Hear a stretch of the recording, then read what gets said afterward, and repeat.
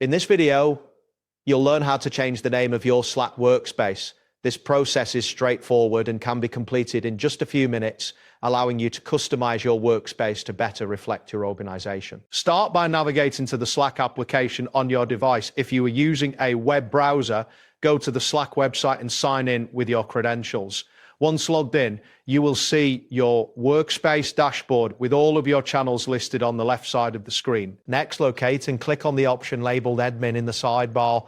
This will redirect you to the administration settings where you can manage various aspects of your workspace, including its name.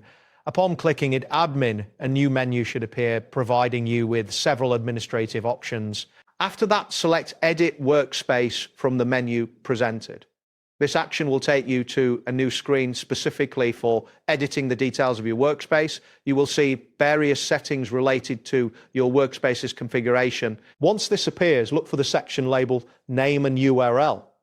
Click on this option to access the workspace name settings. Here, you can view the current name and make necessary adjustments. It is essential to note that the name you choose will be visible to all members of your workspace and to external organizations you collaborate with. Following this, click on Edit Workspace Details. This will provide you with a form where you can modify not only the name, but also other important details about your workspace. After selecting this option, a new section will display where you can make changes. In this section, you will see a message prompting you to add a name that represents your company or organization. This name is crucial as it reflects your brand identity.